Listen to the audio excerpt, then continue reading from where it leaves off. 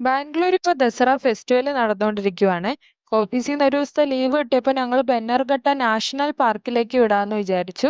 ഇന്ന് ഫെസ്റ്റിവലൊക്കെ ആയതുകൊണ്ട് റോഡിലൊന്നും വലിയ തിരക്ക് കാണത്തില്ല എന്ന് വിചാരിച്ച് ഞങ്ങൾ റോട്ടിൽ ഇറങ്ങി നോക്കിയപ്പോൾ ദാ കാല് കുത്താനുള്ള സ്ഥലം പോലും ഇല്ല.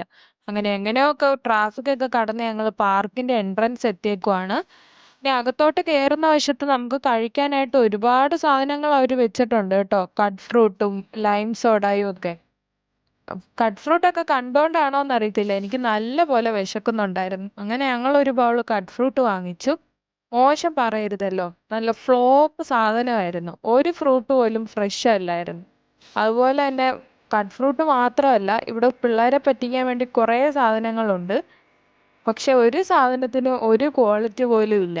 ഈ സാധനങ്ങളൊക്കെ മോശമാണെങ്കിലും അവിടുത്തെ ആ ഒരു വ്യൂവും കാര്യങ്ങളും ഒക്കെ നല്ല രസമുണ്ടായിരുന്നു കേട്ടോ. ഇങ്ങനെ നടന്ന് നടന്ന് ഞങ്ങളിതാ ടിക്കറ്റ് കൗണ്ടറിൽ എത്തിയിട്ടുണ്ട്.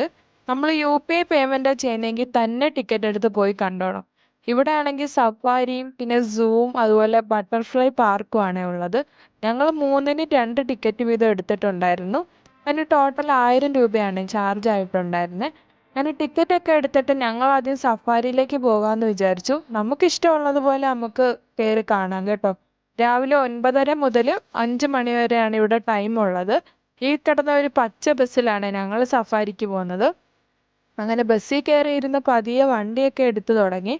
ആദ്യം കുറച്ച് ദൂരം പോയിട്ട് ഒരു മൃഗത്തിനെ പോലും കണ്ടില്ലല്ലോ എന്ന് വിഷമിച്ചിരുന്നപ്പോഴാ ദാ ഒരു കാട്ടുപോത്ത് നിൽക്കുന്നു. പിന്നെ കുറച്ചും കൂടെ അങ്ങോട്ട് പോയപ്പോൾ ഒരുപാട് കാട്ടുപോത്തുകളും പിന്നെ പുള്ളിമാനുകളും ഒക്കെ നിന്ന് അവർ പുല്ല് കഴിക്കുന്നുണ്ടായിരുന്നേ. അങ്ങനെ പതിയെ പതിയെ വണ്ടി നീങ്ങുന്നതനുസരിച്ച് ഞങ്ങൾ ഓരോരോ മൃഗങ്ങളെയൊക്കെ കാണുന്നുണ്ടായിരുന്നു. പിന്നെ എല്ലാ മൃഗങ്ങളുടെ ഒന്നും വീഡിയോസ് എടുക്കാനുള്ള സമയമൊന്നും ഞങ്ങൾക്ക് കിട്ടിയില്ലായേ. എല്ലാം എടുക്കാൻ പറ്റിയില്ല. കുറച്ചൊക്കെ എടുത്തിട്ടുള്ളൂ. പിന്നെ കാട്ടാനേനെ കണ്ടിട്ടുണ്ടായിരുന്നു. ഈ ആനകൾ പുല്ല് കഴിക്കുമല്ലായിരുന്നു. പുല്ല് വാരി മേത്തൂടെ ഇടുമായിരുന്നേ.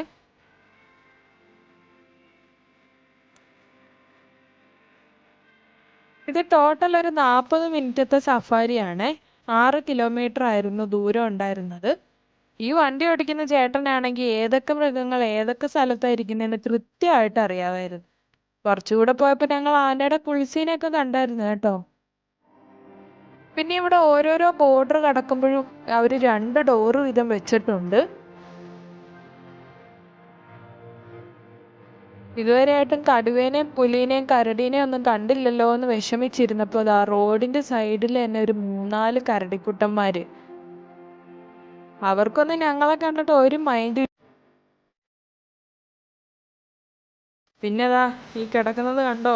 ഇവനാണ് നമ്മുടെ പുലിക്കുട്ടൻ. അങ്ങിരിക്കുന്നതേ ഒരു പെൺസിംഹമാണ് കേട്ടോ.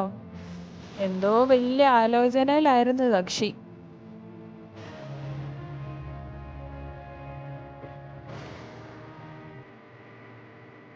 ഇതിന്റെ കൂടെ ഞാൻ ബട്ടർഫ്ലൈ പാർക്കിലെയും സൂയിലെയും വീഡിയോ ഇട്ടിട്ടില്ല കേട്ടോ. എല്ലാം കൂടെ ഒരുമിച്ചിടുവാണെങ്കിൽ ഒരുപാട് ലെങ്ത് ആയി പോകുമെന്ന് ഓർത്തോണ്ടാ. അത് ഞാൻ പാർട്ട് 2 ആയിട്ട് ഇട്ടേക്കാം. ആൺസിംഹവും പെൺസിംഹവും ഒക്കെ ഒരുമിച്ച് റോഡിന്റെ സൈഡിൽ തന്നെ കിടപ്പുണ്ടായിരുന്നു കേട്ടോ. അവർക്ക് നമ്മളെ ഒന്നും കണ്ടിട്ട് ഒരു മൈൻഡും ഇല്ല. എപ്പോഴും കാണുന്നതല്ലേ ആൾക്കാരെ, അതുകൊണ്ടായിരിക്കണം.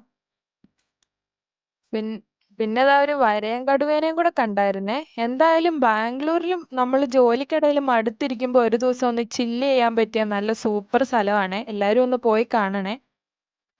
പിന്നെ ഞാൻ ഈ ചാനൽ തുടങ്ങിയിട്ട് കുറച്ച് നാളായെങ്കിലും ഇപ്പോഴാണ് വീഡിയോസൊക്കെ ഇട്ട് തുടങ്ങുന്നത്. അപ്പം നിങ്ങൾ ഈ വീഡിയോ കാണുന്നതിൻ്റെ കൂടെ തന്നെ ഇഷ്ടപ്പെടുവാണെങ്കിൽ ഇപ്പം തന്നെ ഒന്ന് ലൈക്ക് ചെയ്തിട്ട് സബ്സ്ക്രൈബും കൂടെ ചെയ്തേക്കണേ.